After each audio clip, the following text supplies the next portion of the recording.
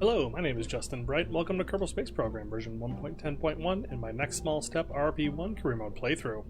And here we have my attempt to get us back on track towards our real objectives, the real things that we are trying to accomplish in our campaign here.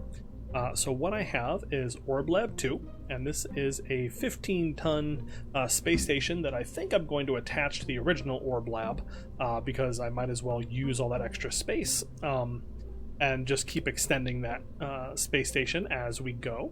And this is going to provide a tremendous amount of extra crew capacity. It has a total of 6 more crew spaces and a whole bunch of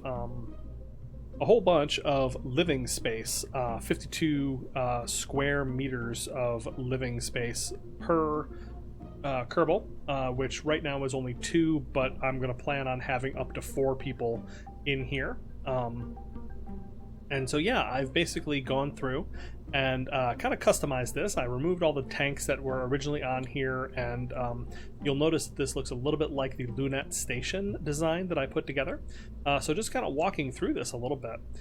We have, again, we have this little docking pillar that we're going to be using for Apollo capsules with Holodrogue docking ports, because I expect to be using the Apollo 3, Block 3 for a while yet.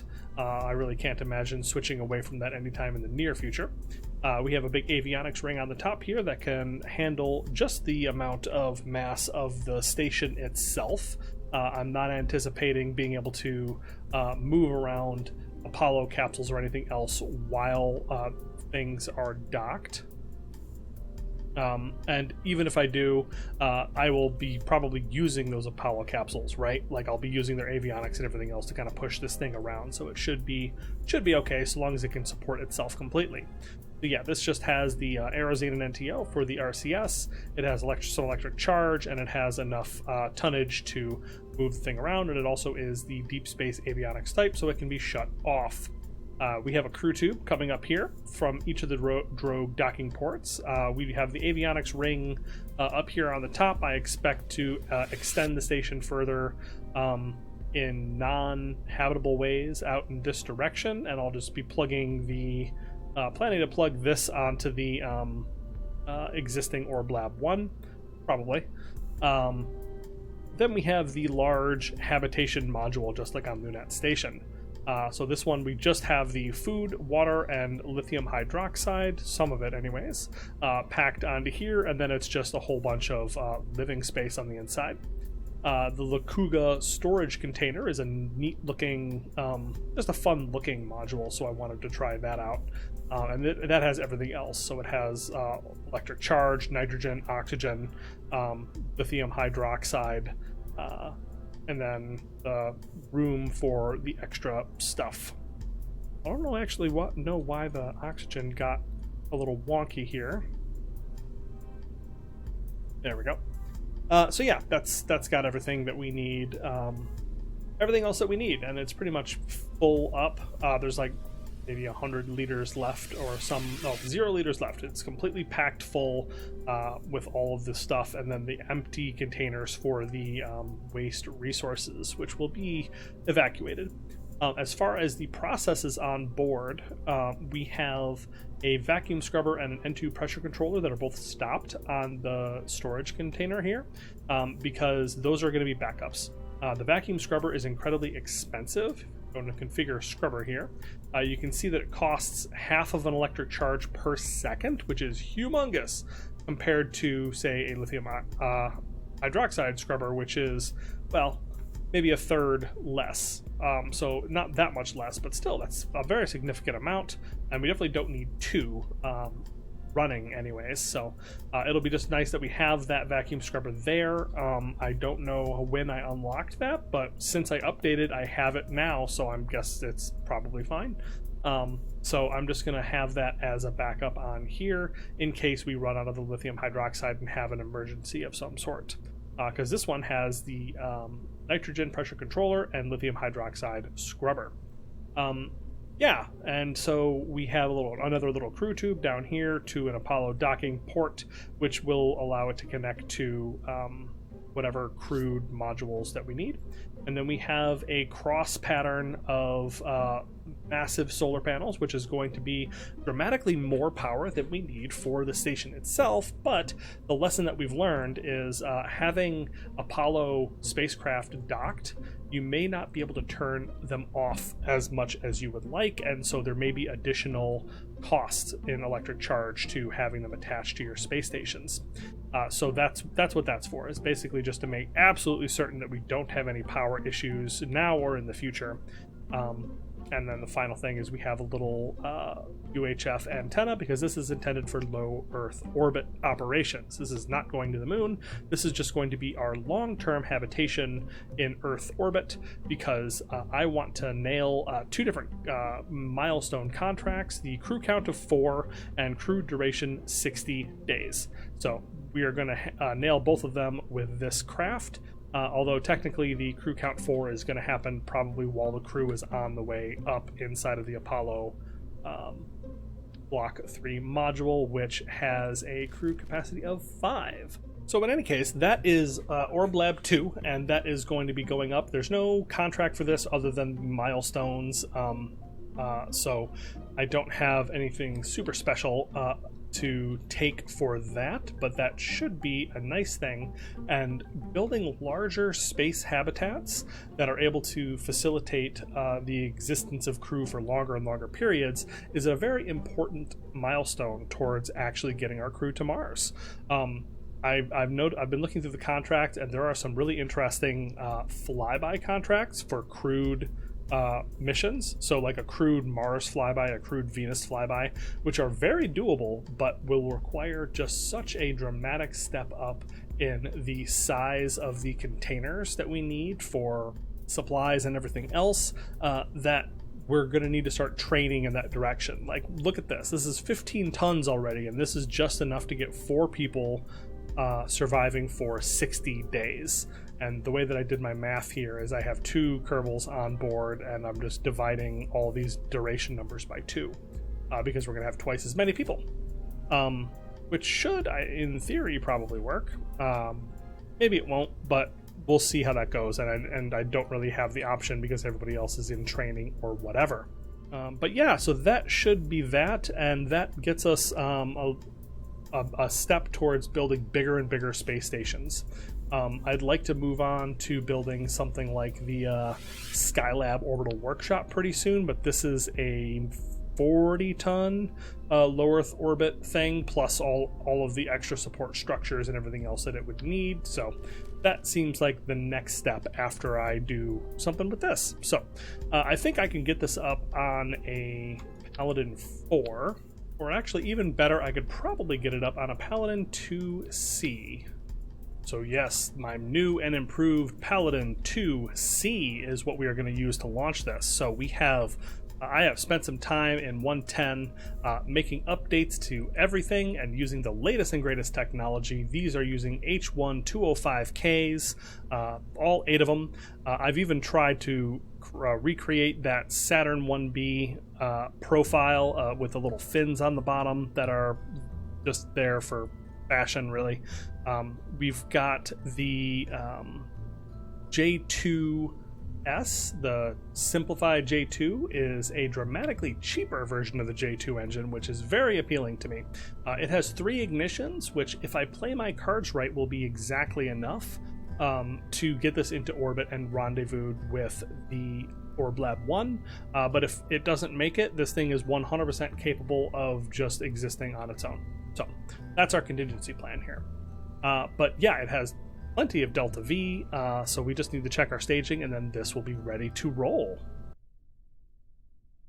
All right, next up we have here on the pad a BizAlt-1 satellite 321 ignition, and we have immediate liftoff on a Titan 3E, Titan 3F, Titan 3D, I can't remember which designation that I have decided this one was, but we are on our way up nonetheless. We are heading up with a satellite packed with new and fancy science. So yeah, we're putting this up into orbit to do some scientific stuff around Earth in low Earth orbit. It's not quite medium Earth orbit, but it's going to be a pretty high one in a little bit. Let's turn this and make sure we have good, because we are going for a near polar orbit. But anyways, yeah, we are doing some science with cameras and ScanSat, which I have been neglecting badly for a very long time. We're just time warping up a little bit here, but this is a later stage Titan. I want to say Titan 3E is what I've designated this one in particular. But it is using the big 1205s with the shiny updated LR87 boosters, and then some other upper stage stuff. The LR97, we got the 87, we got the 91, the LR91. So yeah, that is going up into an 85-degree orbit for now. The intent is to get that up as high as possible so that we can, waiting for all of our other events to happen here, we have ignition of the upper stage, or the first stage, and the 0th stage is falling away. Fabulous. So yeah, LR87 boosters have ignited with the extended nozzle and the updates and all of that. Super cool. We've got the LR91 as the next stage, and we are going right now into just a very basic 150 kilometer circular orbit at what do you call it, about 85 degrees, so that we can do a whole lot of science with the ScanSat. But yeah, this is something with no contract whatsoever, but it's something that I've been wanting to do and get a little bit back into. We're just time warping up a little bit, and I'm trying out some new stuff. So I've got some tips about TUFX and what I can be using. So let's actually see. I got the Zorg neutral. Ooh, look at that. Setting, which looks pretty darn slick if you ask me.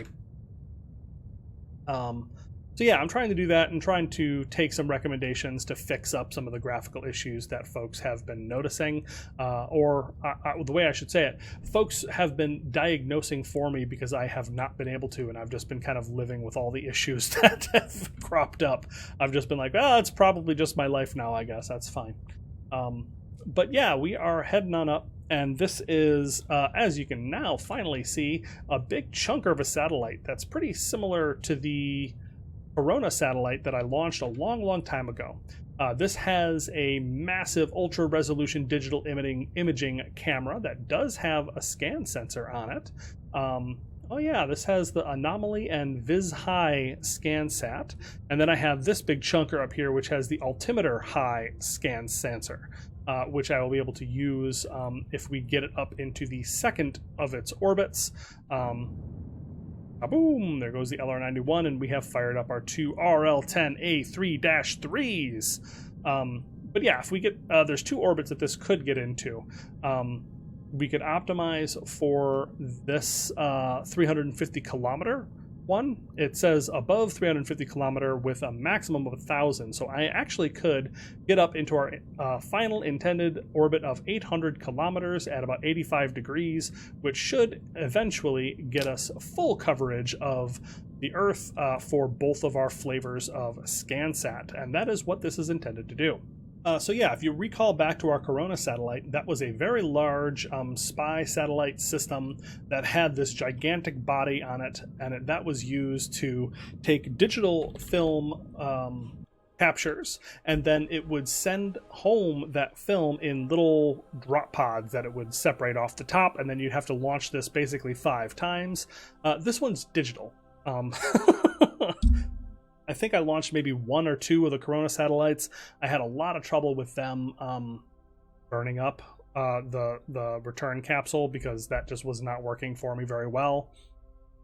But I just kind of let that go after a while instead of trying to get all that science. But now this version is digital and can send home stuff by antenna, which is just amazing.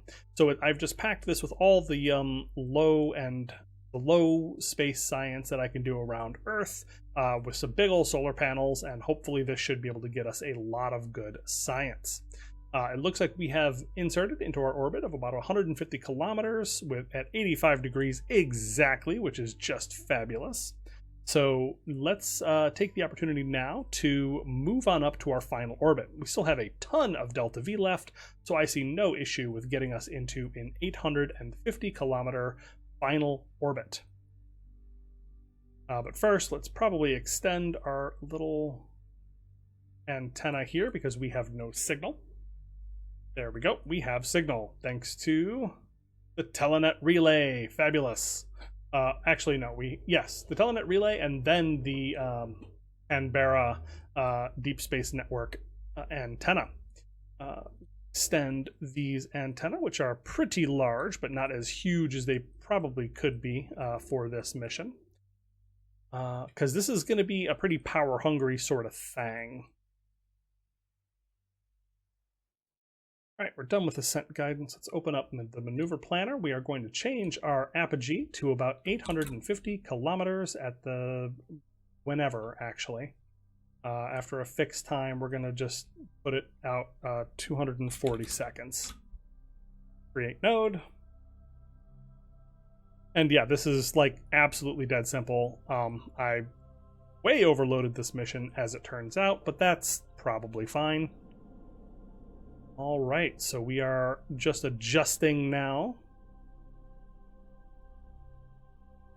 But yeah, I think that a lot just says about how awesome the Titan 3E is. And when I say Titan 3E, I'm talking about my version of the Titan 3E. I've designed a Titan 3F version as well. I've been calling those Titans because they are based on the actual historical Titans, but they are starting to drift away from the historical reality of those spacecraft launch vehicles.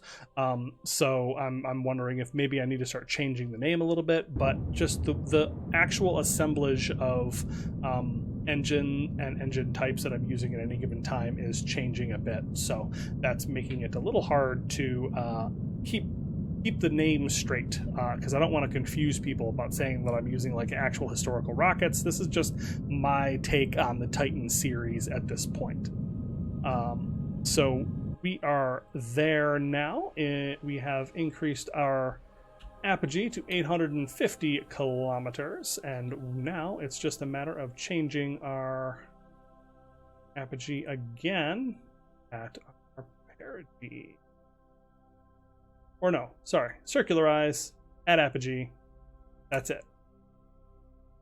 Yeah, super simple. This is using just, I have so much more delta V than I needed. I have a ton, but not enough to actually get us to the moon. So it is going to take something a little bit beefier to do that. Although, to be fair, I wouldn't have to launch into an 85-degree inclination if I was going to. But anyways, I'm not sure that this particular vehicle has enough oomph to get all the way out to the moon and then insert into a lunar orbit. That would require a whole bunch of extra stuff, but that is something that I am thinking about for the future. Having bigger satellites kind of like this, although there's no need to send what do you call it, photography. The photography experiment doesn't need to go anywhere except for Earth, so I don't need to worry about that.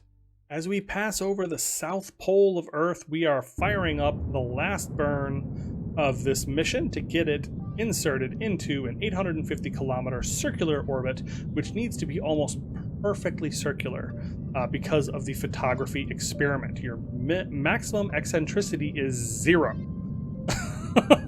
Absolutely 0. So you have to get this just about perfect, and there we go. We got it. That will allow us to do the science that we want to do. So let's get ourselves pointed towards the sun, and then we can talk about this spacecraft.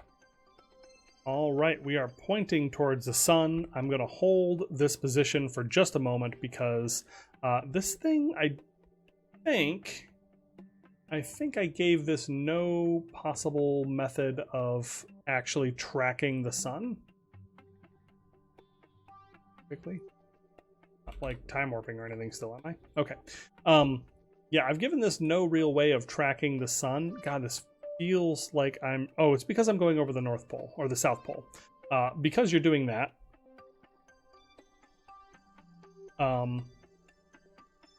Sorry, I see pixelated terrain, so I'm just going to toggle map mode, because I was told that is a potential fix.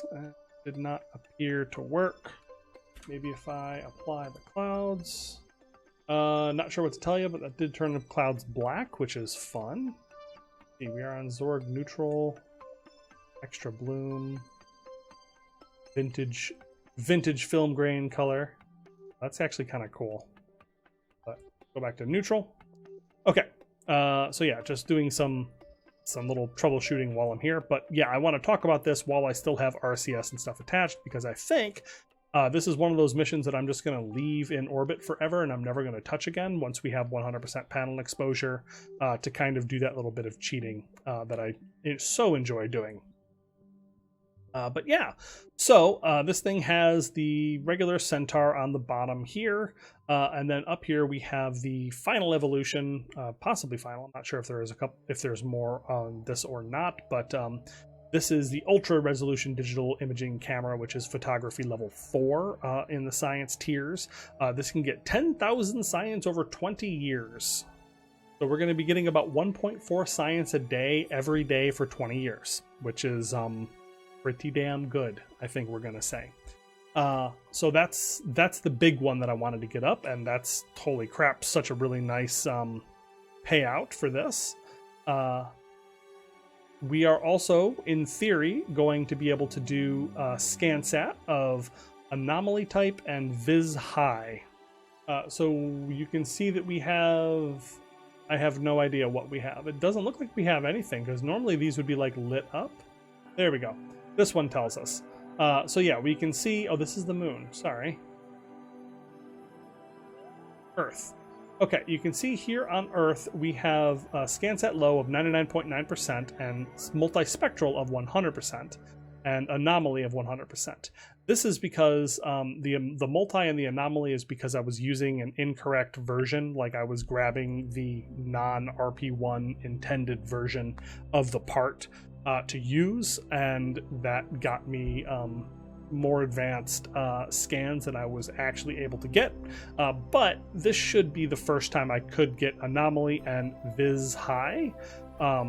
So that's a visible scan, I have to assume. This is the kind of thing that you would make like Google Maps out of.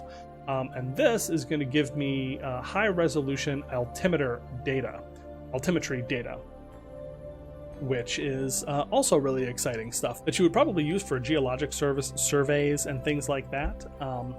But yeah, so we are going to be doing a whole bunch of really cool scans that I don't think are going to give me science, but should give me a little bit of money from the contracts that we have.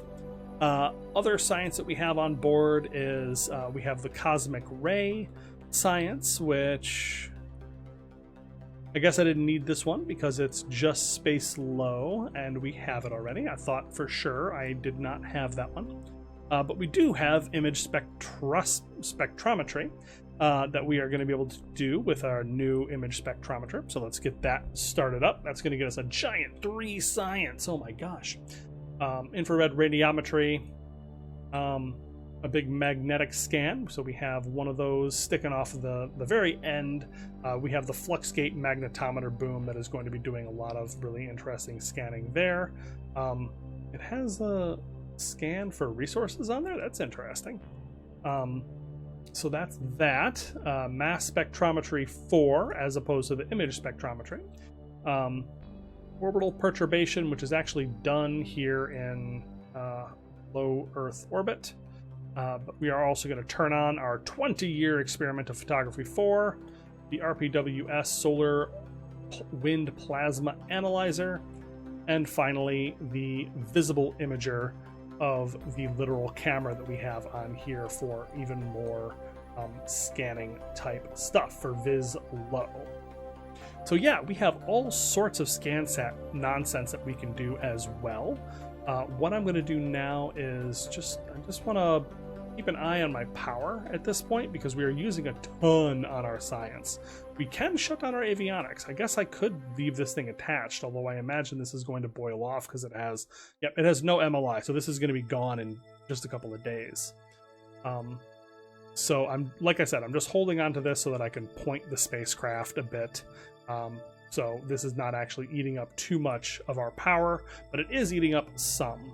So we have plenty of electric charge now, but that is because we are not doing any of our ScanSat scans yet. So the first of them that we can do, can we even turn on these scans from here? So yeah, ScanSat visual is going to take, well, probably only it's going to take until it's done, right? Like, so it's only going to scan over the Earth a couple of times until it actually finishes that scan, and then it'll stop, probably. Yeah, question mark, but that seems to make sense to me. So that theoretically should not be something we have to maintain for a huge amount of time, but it is something we need to be careful of as we are planning for this. The next one is going to be our big one, the CSAT SAR radar antenna. So we put this out, and this thing is really darn cool. So let's start that scan. That uses half of an electric charge per second. And look at this massive chonker. Look at that thing. Good Lord. So yeah, that is going to be scanning the Earth and getting incredibly high resolution altimetry data. All the way up from 850 kilometers, which is ideal for its purposes. We are still doing okay on that, but we are pretty low on electric charge at this point. Like, we're not low on actual electric charge, but if you count everything up, we are at something like 2.7, 2.8 almost, which means we are only gaining 0.5, 0.6 electric charge per second, which means we are going to have a hard time recharging overnight. So that's something that I'm going to need to be paying very close attention to. And the last one, the last visual scan, is the same one? Question mark? Oh, vis low. Yeah, vis low compared to vis high. So if we start this scan, that is going to take another 2 electric charge per second. So that is something that we cannot do along with everything else. Okay, so we need to be very, very careful about that one and what scans we are doing at any given time. So this is something that I will just be monitoring as we go. So we are in the ideal orbit for each of these scans. Which means we should be getting good coverage and be able to map out pretty quickly, but we will only want to do one of these at a time. So that is what the plan is, and I can actually do this, as you can see, from the control room and update this and get as much science and everything else as we need. So there we go. That is the Visalt-1 satellite that we are going to leave in orbit to do incredibly high intensive mapping of the Earth's surface. And that is actually all the time we have for today. So I think we are going to leave that one here.